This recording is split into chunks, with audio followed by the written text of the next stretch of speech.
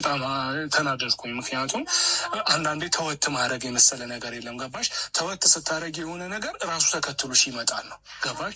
ግን የሆነ ነገር የሆነ አለቅም ብለኝ የሙጥኝ ብለሽ ስትይዥው ነገር እየተበላሸ ነው የሚሄደው። ወይ ደግሞ ያ ሰው እንዴት ነው ራሱን እንደ ተወዳጅ ያደርግና አንቺን ለአንቺ ቦታ አይኖረውም። ወይ ደግሞ መጣች ቀረች ምን አገባኝ አይነት ነገር ውስጥ ይገባል ማለት ነው።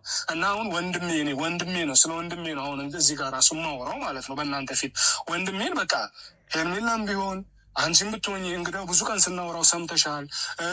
በቃ በሚሄድበት ቦታ ይከታተሉኛል። ወደ ውጭ ሊሄድ ስል ከለከሉኝ፣ ፓስፖርት የወሰዱ ምናምን በቃ ይህንን ሁሉ የሚያወራው ምንድን ነው? በቃ ተፈላጊነት ስሜት እየተሰማው ነው ያለው ልጁ። ተረዳሽኝ አይደለም? ተፈላጊነት ስሜት እየተሰማው ስለሆነ ከትናንት ወዲያ እኔ ረፊ ብዬሽ ነበረ። በቃ መጨረሻ ላይ እኔ ተናድጄም ቢሆን ግን ረፊ በቃ ሩታ አቁሚ፣ ከአሁን በኋላ እሱ ጋር የሚባል ነገር እንዳትሄጂ ብዬሽ ነበር። ልታቁሚ አልቻልሽም። ድጋሚ ትናንትና ከእሱ ጋር አየውሽ። ለምንድን ነው ይሄንን የምታደርጊው? ገነትንም የጠራሁበት ዋናው ምክንያት ምንድን ነው? ቢያንስ እሷ ሰላም ሰላም ውዶችዬ፣ እንዴት ናችሁ? ደህና ናችሁ ወይ? ሰላም ናችሁ ወይ? የሩታዬ ፋሚሊዎች እንዴት ናችሁ? ሰላም ናችሁ? እና ዛሬ ሩታ ዴቭ የሩታ አክስት ከች ብለዋሉ። እንግዲህ ዴቭ እየተቆጣት ነው፣ ሩታ እየመከራት ነው፣ እየተቆጣት ነው። ባለፈው አብርሽን አታገኘው ብዬሽ ነበረ፣ ንቀሽ ተዩ። በቃ ንቀሽ ስትተዩ ጥሩ ነው፣ ንቀሽ ተዩ እና ብሎ መክሯት ነበረ። እና ለምንድን ነው ያገኘሽው እያለ እየተቆጣት ነው። አንዳንድ ነገር በቃ በመተው በጣም የምናገኛቸው ብዙ መልካም ነገሮች አሉ። እና ለምንድን ነው ማትተዩ? በቃ ይሄ ልጅ በቃ ተዩ ብዬሻለሁ። ስትተዩ ነው እንደውም ንቀሽ ስትተዩ ነው ወደ አንቺ ሊመጣ የሚችለው። በቃ እኔ የወንድሜ ባህሪ አውቀዋለሁኝ። በቃ እንደዚህ ግን ሙጭጭ ስትይበት ስትከታተዩ እልህ ይዘውና አንቺን ማናደድ ነው የሚፈልገው። ስለዚህ ንቀሽ ተዩ ነው እያላት ያለው ማለት ነው። ንቀሽ ተዩ ለትናንትና ለምንድን ነው ያገኘሽው ብሎ እየተቆጣት ነው። እሷ ደግሞ ልጄ ወስዶብኝ ነው፣ ልጄ ቀምቶኝ ነው፣ ልጄ ወስዶብኝ ነው፣ እቤት አልነበርኩም፣ አጋዥ አለችኝ እና ከአጋዤ ላይ ቀምቶ ነው ልጄን የወሰደብኝ እና ልጄ ልቀበለው ነው የመጣሁት እንጂ እኔ ራሱ አልፈልገውም።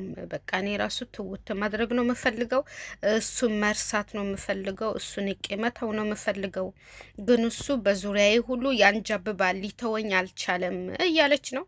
እና አብርሽ ትናንትና እኔ ራሱ ተናድጃለሁ ባረገው ነገር ላይ። ልዑልዬ ጭራሽ እሱ በዞረበት ሁሉ ልዑልዬን እያስከተለ መሄድ የለበትም፣ መብትም የለውም። ሲጀመር እናቱ በሌለችበት ልጅ የመውሰድ መብት የለውም። እንዳለችውም ብቻ ለቪዲዮ ነው እንደሚያመጣው፣ ለቪዲዮ በቃ ቪዲዮ ውስጥ ለማስገባት ለመሸቀል እና ነግረዋለች። ትናንትም በእርግጥ ልኩን ነግረዋለች፣ ግን እሱ አይሰማም። እንዴ አባትነት ምን ማለት ነው? አባትነት ምን ማለት ነው? ሲጀመር እሱ ከልጁ ጋር ሄዶ ቤቱ ላይፍ ማሳለፍ፣ ልጁ ማብላት ማጠጣት ነው እንጂ ዝም ብሎ ከሰራተኛ ላይ ንጥቅ አድርጎ እናቱ በሌለችበት ለቪዲዮ ማምጣት፣ እንደገና ደግሞ ከሚያገኛቸው ሴቶች በሙሉ አስተዋውቃለሁ እያለ የመውሰድ መብት ማን ሰጠው? አብርሽ አሁን እኮ እያጠፋ ነው። አብርሽ በጣም እያጠፋ ነው። ግን ንቃ ብትተወ ትንሽ ደግሞ ማያገኛት ቦታ ራሱ ብትርቅ አሪፍ ነበር። ማያገኛት ቦታ በቃ ጭራሽ ልጁንም እሷንም ማያገኛት ቦታ ተደብቃ በቃ ለትንሽ ጊዜ ተደብቃ ብትኖር እርግጠኛ ነኝ በቃ ልጄ ናፈቀኝ፣ ሩታ ናፈቀችኝ ብሎ ወደ ራሱ ሊመለስ ይችላል። በቃ ትውት ብታረገው ብትደበቀው ልጁ ራሱ ባታሳየው፣ በቃ ልዑልዬ ራሱ ባታሳየው ብትይዝበት ራሱ እንደኔ አሪፍ የሚሆን ይመስለኛል። በእኔ ላይ በደረባት ሴት ላይ ሄደ። አሁንም ድጋሚ ከፍቅር ጋር እንደዚህ ያደረገ ሶስተኛም ሴት አራተኛም ሴት ስትመጣ ልጄን አንጠልጥሎ እየወጣ እንደዚህ መሆን አለበት? ያንን ነገር እንዴት ነው ዝም ማለት የምችለው? ኦኬ ዝም ካልኩት እኮ ነገ ደግሞ ሌላ ታሪክ መፍጠሩ አይቀርም።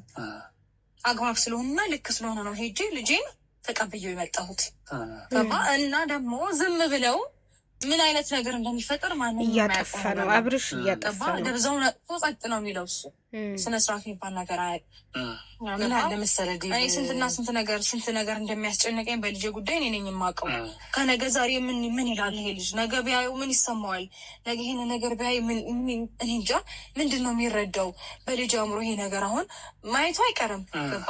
ይሄን ሁሉ ነገር አሳልፌ ነው እንደ የመጣሁት። ይሄ ሁሉ ነገር እኔ እንጃ ዴቭ፣ እኔ አላውቅም። እርጉዞኝ ራሱ ያሳለፍኳቸው ነገሮች ራሱ ሲያይ እንዴ አባቴ ይህንን ያህል አይፈልገኝም እንደ የሚለኝ ሁላ ነው ይመስለኝ። ገና ለገና እንደዚህ ጥያቄ ጠይቀኝ ይሆን?